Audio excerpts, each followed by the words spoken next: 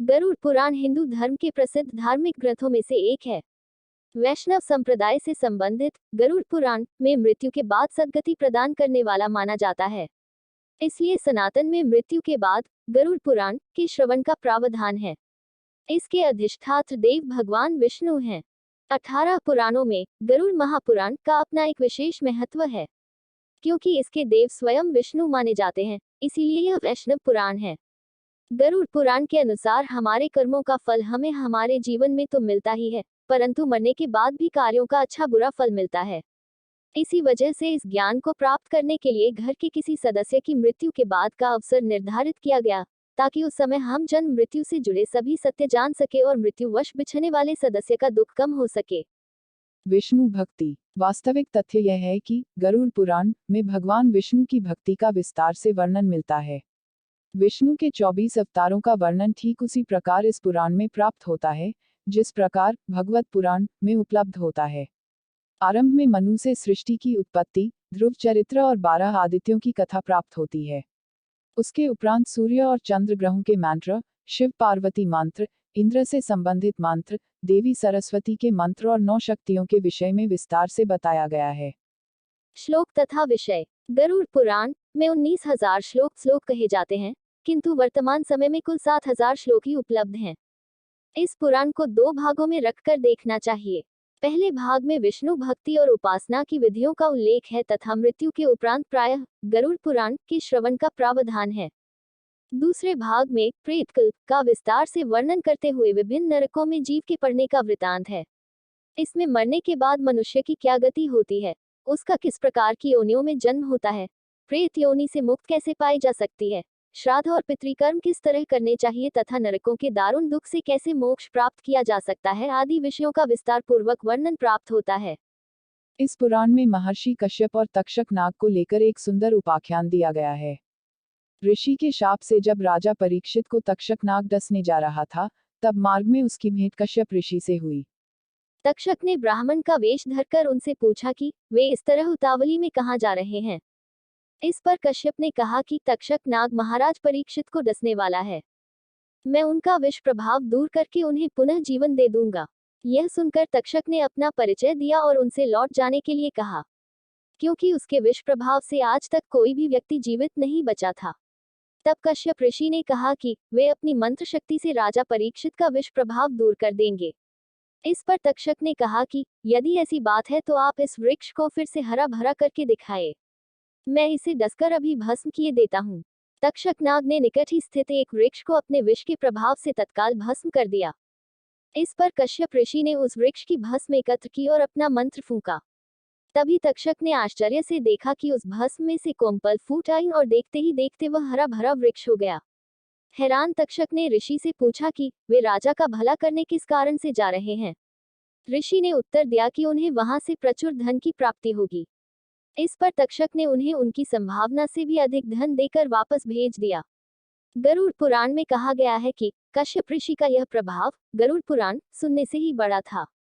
इस पुराण में नीति संबंधी सार तत्व, आयुर्वेद, गया तीर्थ का महात्म्य, श्राद्ध विधि, दशावतार चारित्र तथा सूर्य चंद्र वंशों का वर्णन विस्तार से प्राप्त होता है। बीच बीच में कुछ अन्य वंशों का भी उल्लेख है। इसके अतिरिक्त गारुड़ी विद्या मंत्र, पक्षी ओम स्वाहा और विष्णु पंजस स्तोत्र आदि का वर्णन भी मिलता है। गरुड़ा पुराण में विविध रत्नों और मणियों के लक्षणों का वर्णन विस्तार पूर्वक किया गया है। साथ ही हिंदू ज्योतिष, सामुद्रिक शास्त्र, सांपों के लक्षण, धर्म शास्त्र, विनायक शांति, वर्णाश्रम धर्म व्यवस्था, विविध व्रत उपवास, संपूर्ण अष्टांग योग, पतिव्रत धर्म महात्म्य, जप तप कीर्तन और पूजा विधान आदि का भी सविस्तार उल्लेख हुआ है। इस पुराण के प्रेतकल्प में 35 अध्याय हैं, जिसका प्रचलन सबसे अधिक हिंदू धर्म में है। इन 35 अध्यायों में यमलोक, प्रेतलोक और प्रेत योनि क्यों प्राप्त होती है, उसके कारण, दान महिमा, प्रेत योनि से बचने के उपाय, अनुष्ठान और श्राद्ध कर्म आदि का वर्णन विस्तार से किया गया है। ये सारी बातें मृत्यु को प्राप्त व्यक्ति के परिवार वालों पर गहरा प्रभाव डालती हैं। वे दिवंगत व्यक्ति की सद्गति और मोक्ष के लिए पुराण विधान के अनुसार भरपूर दान दक्षिणा देने के लिए तत्पर हो जाते हैं।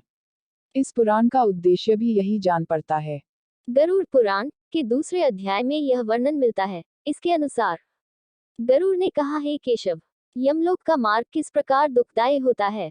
पापी लोग वहां किस प्रकार जाते हैं, मुझे बताइए। भगवान बोले, हे गरुड़, महान दुख प्रदान करने वाले यममार्ग के विषय में मैं तुमसे कहता हूँ, मेरा भक्त होने पर भी तुम उसे सुनकर कांप उठोगे।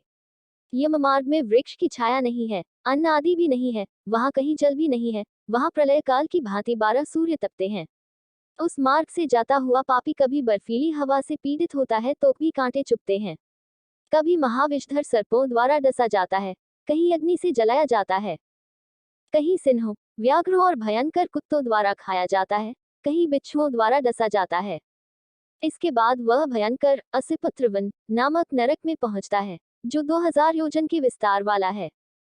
यह वन कौओं, उल्लू, गीधों, सरगों तथा डॉन्सों से व्याप्त है। उसमें चारों ओर दावाग्नि है। वह जीव कहीं अंधे कुएं में गिरता है, कहीं पर्वत से गिरता है, कहीं छुरे की धार पर चलता है, कहीं कीलों के ऊपर चलता है, कहीं घने अंधकार में गिरता है, कहीं उग्र जल में गिरता है, कहीं जोकों से भरे हुए कीचड़ में गिरता है, कहीं तपी हुई बालुका से व्याप्त और धधकते ताम्र में मार्ग, कहीं अंगार राशि, कहीं अत्याधिक धुएं से भरे मार्ग पर उसे चलना पड़ता है। कहीं अंगार वृष्टि, कहीं बिजली गिरने, शिलावृष्टि, कहीं रक्त की, कहीं शस्त्र की और कहीं गर्म जल की वृष्टि होती है। कहीं खारे कीचड़ की वृष्टि होती है, कहीं मवाद, रक्त तथा विष्ठा से भरे हुए तालाब हैं। यममार्ग के बीचों बीच अत्यंत उग्र और घोर वैतरणी नदी बहती है। वह देखने पर दुखदायिनी है, उसकी आवाज भय पैदा करने वाली है। वह 100 योजन चौड़ी और पीप तथा रक्त से भरी है, हड्डियों के समूह से उसके तट बने हैं। यह विशाल घड़ियालों से भरी है। हे गरुड़, आए पापी को देखकर वह नदी ज्वाला और धूम से भरकर कड़ाह में खौलते घी की तरह हो जाती है। यह नदी सुई के समान मुख वाले भयानक कीड़ों से भरी है। वज्र के समान चोंच वाले बड़े बड़े गीध हैं। इसके प्रवाह में गिरे पापी, हे भाई, हा पुत्र, हा तात, कहते हुए विलाप करते हैं।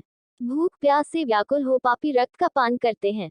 बहुत से बिच्छू तथा काले सांपों से व्याप्त उस नदी के बीच में गिरे हुए पापियों की रक्षा करने वाला कोई नहीं है। उसके सैकड़ों, हजारों भंवरों में पड़कर पापी पाताल में चले जाते हैं, क्षण भर में ही ऊपर चले आते हैं। कुछ पापी पाश में बंधे होते हैं, कुछ अंकुश में फंसा कर खींचे जाते हैं और कुछ कोओं द्वारा खींचे जाते हैं।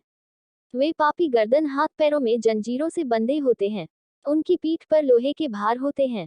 अत्यंत घोर यमदूतों द्वारा मुगदरों से पीटे जाते हुए रक्त वमन करते हैं तथा वमन किए रक्त को पीते हैं। इस प्रकार 17 दिन तक वायुवेग से चलते हुए 18वें दिन वह प्रेत स्वामीपुर में जाता है।